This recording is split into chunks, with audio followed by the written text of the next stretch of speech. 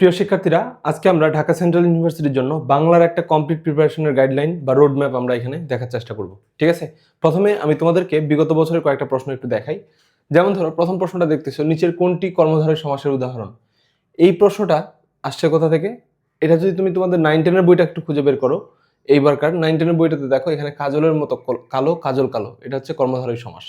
ঠিক আছে, তার মানে এই টপিকটা তুমি হচ্ছে 9-10-এর বইটাতেও পাবা। তবে আমি কি এখন এটা বলতে পারি যে এই প্রশ্নটা তোমাদের ইয়া থেকে আসছে, 9-10-এর বই থেকে আসছে? না। তবে তোমরা যদি আরেকটু পরে যাও, ধরো তোমাদের হচ্ছে গিয়ে এইখানে একটা প্রশ্ন আছে, দেখো যে বাংলা ভাষায় কে প্রথম ব্যাকরণ রচনা করেন। এটা তুমি কোথায় পাবা? এই যে এটা হচ্ছে 9-10-এর বইয়ের, এই যে এখানে দেওয়া আছে, দেখো যে রাজা রামমোহন রায় ইংরেজি ভাষায় আরো দুটি উল্লেখযোগ্য ব্যাকরণ রচনা করেন। ঠিক আছে, তাহলে এখান থেকে কিন্তু এই কোশ্চেনটা আসছে, এই ছাড়া কিন্তু আর কোথাও এই টপিকটা নাই। তার মানে বোঝা গেল যে আমাদের 9-10-এর বই থেকেও কিন্তু ওরা হচ্ছে কি কিছু প্রশ্ন করে। এরপরে হচ্ছে আরো দেখো, তারপরে হচ্ছে আমরা যদি আরেকটু সামনে আগাই, এখানকার 2 নম্বর প্রশ্নটা দেখো যে কোন পত্রিকায় সাংবাদিকতার মাধ্যমে শামসুর রহমান তার কর্মজীবন শুরু করেন।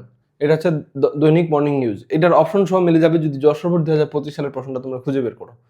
যশোর বোর্ড 2025 সালের প্রশ্নটা এখানে তুলে দিছে। ঠিক আছে, তারপরে কাজী নজরুল ইসলামের উপন্যাস কোনটি। এগুলা হচ্ছে তোমাদের বেসিক কোশ্চেন, এগুলা তো পরীক্ষায় আসেই, এগুলা মূল বই থেকে আসছে আর কি। তাহলে এই যে 2-3টা কোশ্চেন তোমাদেরকে আমি দেখাইলাম। আর তারপরে আরেকটা দেখো, ধরো এখানে শস্যের চেয়ে টুপি বেশি, ধর্মের চেয়ে আগাছা বেশি, এটা কোথা থেকে আসছে? এটা আর কোথাও আসে না, এটা তোমাদের বইয়ের অনুশীলনীতে দেওয়া আছে, মানে শব্দার্থের ওখানে দেওয়া আছে। তাহলে এখানে আমরা যদি ব্যাপারটা একটু সামারাইজ করার চেষ্টা করি, আমাদের বাংলা প্রথমের জন্য কি পড়তে হবে? বাংলা প্রথমের জন্য প্রথম কাজ হচ্ছে মূল বই পড়তে হবে। কথা বুঝছো? মূল বই পড়বো, কারণ বেশিরভাগ প্রশ্ন, মানে 50% প্রশ্ন কিন্তু মূল বই থেকেই হবে। তোমাদের 25টা প্রশ্নের মধ্যে 12-13টা প্রশ্ন মূল বই থেকেই হবে। তোমাদের টার্গেট হবে যেন এই মূল বইয়ের কোনো প্রশ্ন তোমাদের বাদ না যায়, একদম 100% যেন অ্যাকুরেসি তোমাদের এখানে থাকে। এই মূল বইটা পড়ার পর শুধু পড়লেই হবে না, প্রশ্নগুলো তোমাকে প্র্যাকটিস করতে হবে। এর জন্য তোমরা কি করবা? বোর্ডের কোশ্চেনগুলো এখান থেকে সলভ করবা। ঠিক আছে, মূল বই পড়ার পর তোমাদের বিগত বছরের বোর্ডের কোশ্চেনগুলো সলভ করবা ওই অধ্যায় থেকে। তাহলে হবে কি, তোমরা যখন একটা বই পড়ো, একটা অধ্যায় পড়ো, পড়ার পরে অনেক কিছু তোমাদের মানে ব্লাইন্ড স্পট আকারে থাকে যায়, তোমরা ওইটা তোমাদের চোখে ওইটা পড়ে না, বা ওই লাইনটা যে ইম্পর্টেন্ট এটা তোমাদের মনে হয় না। তো এইটা পড়ার পাশাপাশি যদি বোর্ডের কোশ্চেনগুলো সলভ করে ফেলো, তাহলে একদম বেস্ট হবে, ওই অধ্যায়টার ভালো আউটপুট দিতে পারবা। 2 নাম্বার কাজ হবে ঢাকা ইউনিভার্সিটির কোশ্চেনগুলো সলভ করে ফেলা। কেন ঢাকা ইউনিভার্সিটির কোশ্চেন সলভ করব? কারণ যেহেতু অন্যান্য সাবজেক্টগুলো থেকে হুবহু ঢাবির কোশ্চেন তুলে দিচ্ছে, তোমাদের বেলায়ও কি করতে পারে, ঢাবির কোশ্চেন হুবহু তুলে দিতে পারে। ঢাবির কোশ্চেনটা সলভ করলে আমাদের তো মেইন বইয়ের পড়াটাই ভালো মতো আরো রিভিশন দেওয়া হবে, পাশাপাশি আমরা হুবহু কোশ্চেন কমন পাওয়ার সম্ভাবনাও আছে। এটা হচ্ছে আমাদের বাংলার প্রিপারেশন। মূল বই পড়বো, উপন্যাসটা সহ, কিন্তু এটা মাথায় রাখবা, উপন্যাস, নাটক এগুলোও কিন্তু পড়তে হবে। একবার করে রিডিং দিয়ে দিবা, দিয়ে এই জিনিসটা সলভ করবা। তোমরা মনে করে দেখো, এটা কিন্তু একদিনেই বা 2 দিনের মধ্যে শেষ করা সম্ভব। তোমরা যখন এইচএসসি পরীক্ষা দিছো, তখন তো 2 দিনে পরে এটা পরীক্ষা দিছো না? তাহলে ওইভাবেই তোমরা এটা পড়বা, একবার রিডিং পড়ে বোর্ড কোশ্চেন আর ঢাবির কোশ্চেন সলভ করে ফেলবা। এখান থেকে তুমি 12টা প্লাস কোশ্চেন হুবহু কমন পাবা। ঠিক আছে, আর ওই 12টা কোশ্চেন যদি তোমার ঠিক থাকে, আর কত পাওয়া লাগে? আর তোমার ওইদিকে 7-8 পাইলে তুমি 20-এর কাছাকাছি একটা মার্কস পেয়ে যাবা। ঠিক আছে, এরপরে ওই বাকি মার্কসগুলোর জন্য তুমি কি করবা? 2 নাম্বার কাজ হচ্ছে তোমার বাংলা দ্বিতীয়ের জন্য তোমাদের যে এইচএসসি টপিকগুলো আছে, এইচএসসি টপিক কি কি? 1 নাম্বার হচ্ছে বানান, উচ্চারণ, তারপরে হচ্ছে তোমাদের সমাস, উপসর্গ, তারপরে তোমাদের আছে মনে করো ব্যাকরণিক শব্দশ্রেণী,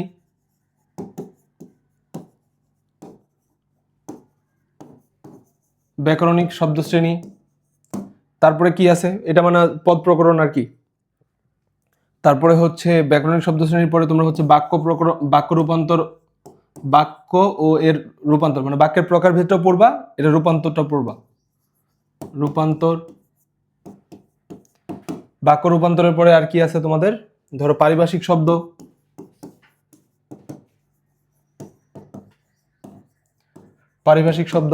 তাহলে কি কি হলো? বাংলা দ্বিতীয় তুমি কি কি পড়বা? বানান পড়বা, উচ্চারণ পড়বা, সমাস পড়বা, উপসর্গ পড়বা, ব্যাকরণিক শব্দশ্রেণী পড়বা, বাক্য রূপান্তর পড়বা, পারিভাষিক শব্দ পড়বা। এছাড়াও আরেকটা টপিক আছে, এটা হচ্ছে শুদ্ধ প্রয়োগ। এই টপিকগুলো তোমরা ইন্টারমিডিয়েটে থাকতে যেখান থেকে পড়ছো ওখান থেকেই পড়বা, পাশাপাশি বোর্ডের কোশ্চেনগুলো সলভ করে নিতে পারো একটা গ্রামার বই থেকে, ঠিক আছে? আর এর পাশাপাশি বাংলা দ্বিতীয় আরো কিছু পড়তে হবে, যে টপিকগুলো তোমাদের ইন্টারমিডিয়েটে ছিল না কিন্তু 9-10-এ ছিল। 9-10-এ এমন কি কি ছিল এগুলাকে যদি একটু মার্ক করি। প্রথমে ছিল হচ্ছে তোমার সন্ধি,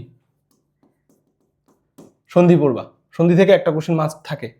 তারপর হচ্ছে বিপরীত শব্দ, তারপর সমার্থক শব্দ। এগুলো হচ্ছে তোমাদের 9-10-এর বইটাতে দেখবা একদম সুন্দর করে দেওয়া আছে, তোমরা একটা পিডিএফ ডাউনলোড করে নিবা, গুগলে সার্চ দিলে এটা পেয়ে যাবে আর কি। 9-10-এর বইটা থেকে সন্ধি পড়বা, বিপরীত শব্দ পড়বা, সমার্থক শব্দ পড়বা, এক কথায় প্রকাশ পড়বা। এগুলো সব পরীক্ষায় আসে। তাহলে সন্ধি, বিপরীত শব্দ, সমার্থক শব্দ, এক কথায় প্রকাশ, আর এটা হচ্ছে বাগধারা, ঠিক আছে? এর পাশাপাশি গ্রামার আইটেম দুইটা পড়তে হবে। একটা হচ্ছে কি তোমাদের ব্যাকরণ, দেখবা যে ওখানে ব্যাকরণের একটা টপিক আছে, ব্যাকরণ ও এর আলোচ্য বিষয়। আর একটা হচ্ছে শব্দের উৎপত্তি, ঠিক আছে? শব্দের উৎপত্তি মানে কোনটা কোন ভাষার শব্দ, এটা তোমাদের 9-10-এর বইটাতে যতটুকু আছে জাস্ট ওইটুকু পড়লেই হবে। এর বেশি তোমরা হচ্ছে পড়লে ওগুলো মনে রাখতে পারবে না, সম্ভব না। তো তোমরা যেটা করবা এটা হচ্ছে এই শব্দের উৎপত্তির পার্টটা হচ্ছে কোথা থেকে পড়বা, তোমাদের 9-10-এর বইটা থেকে। আর কিছু কোশ্চেন তুমি ঢাবির কোশ্চেনগুলো সলভ করে ফেলতে পারো, কারণ ঢাবির কোশ্চেনটা হুবহু তুলে দেওয়ার সম্ভাবনা আছে। তারপরে এখানে পড়বা হচ্ছে ব্যাকরণ ও এর আলোচ্য বিষয়, তারপরে হচ্ছে বাগধারা, এক কথায় প্রকাশ, সমার্থক শব্দ, বিপরীত শব্দ, সন্ধি। এই টপিকগুলো পড়বা হচ্ছে 9-10-এর বইটা থেকে। আর এই জিনিসটা পড়বা হচ্ছে আমাদের এইচএসসির মূল বই প্লাস হচ্ছে বোর্ডের কোশ্চেন, ঢাবির কোশ্চেন সলভ করবো, শেষ। আর এখানে বাংলা দ্বিতীয়র জন্য এই টপিকগুলো আমরা ইন্টারে যে কোনো একটা গ্রামার থেকে পড়বো, পাশাপাশি বোর্ডের কোশ্চেনগুলো সলভ করে নিব। এটা যদি করতে পারো তোমরা 25-এর মধ্যে 20+ কোশ্চেন কমন পাবা, একদম মোটামুটি গ্যারান্টি দিচ্ছি। এই টপিকগুলো পড়তে কিন্তু একটু সময় লাগবে, ঠিক আছে? আর তোমরা হচ্ছে একটু সময় নিয়ে এটা পড়ো, যেন কোনো কিছু তোমাদের বাদ না থাকে, ঠিক আছে? কারণ তোমাদের বাংলা দাগানো ধরো ম্যাথের চাইতে কিন্তু অনেক কম সময় দাগাইতে পারবা, ঠিক আছে? তো তোমরা এখানে কিছুটা সময় হলেও বাঁচাইতে পারবা।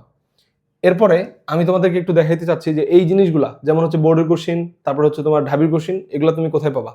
এগুলো যদি তোমার কাছে থাকে তাহলে তো ভালো, আর না থাকার সম্ভাবনাই বেশি, কারণ তোমার কাছে যে কোশ্চিন ব্যাংকটা আছে ওখানে শুধু ঢাকা বিশ্ববিদ্যালয়ের এ ইউনিটের কোশ্চিন ব্যাংক আছে, কিন্তু বি ইউনিটের বাংলা, সি ইউনিটের বাংলা, ডি ইউনিটের বাংলা ওগুলো তো একই বাংলা, ঠিক আছে? তো ওখান থেকেও প্রশ্ন কিন্তু হুবহু রিপিট আসতে পারে।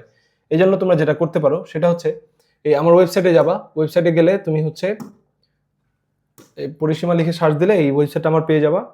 এই ওয়েবসাইটে যাওয়ার পর এখানে কোর্স সমূহতে যাবা, এখানে গেলে তুমি হচ্ছে আমার একটা কোর্স এখানে দেখতে পারবা, এটার নাম হচ্ছে ঢাকা সেন্ট্রাল ইউনিভার্সিটি। এই যে এখানে যদি আসো এই কারিকুলামটা জাস্ট চেক করবা, কারিকুলামটাতে এখানে তুমি দেখবা নিচের দিকে আসলে এই যে দেখো বাংলা প্রথম পত্র ঢাকা ইউনিভার্সিটির প্লাস হচ্ছে বোর্ডের যত প্রশ্ন আছে প্রত্যেকটা অধ্যায় ভিত্তিক 2017 সাল থেকে 25 সাল পর্যন্ত অধ্যায় ভিত্তিক সকল বোর্ড কোশ্চেন সাজানো আছে এখানে। প্লাস হচ্ছে তোমাদের ঢাকা ইউনিভার্সিটির অল ইউনিট, এটা বাংলাদেশে আর কোথাও পাবা না, এটা আমি তোমাদেরকে গ্যারান্টি দিচ্ছি। ঢাকা ইউনিভার্সিটি যতগুলো ইউনিট আছে সবগুলো ইউনিটের কোশ্চেন এখানে একদম চ্যাপ্টার ওয়াইজ সুন্দর করে সাজিয়ে দেওয়া আছে। তারপরে ধরো বাংলা দ্বিতীয়, বাংলা দ্বিতীয়ের জন্য ঢাকা ইউনিভার্সিটির অল ইউনিটের কোশ্চেন 2000 থেকে 2025 সাল পর্যন্ত। আমি যে টপিকগুলোর নাম বললাম ওই টপিকগুলো এখান থেকে খুঁজে খুঁজে জাস্ট ওই টপিকের প্রশ্নগুলো সমাধান করে ফেলবা, ঠিক আছে? এইটুকু যদি করতে পারো তোমাদের বাংলার জন্য কাজ শেষ, ঠিক আছে? তো এই ছিল আলোচনা।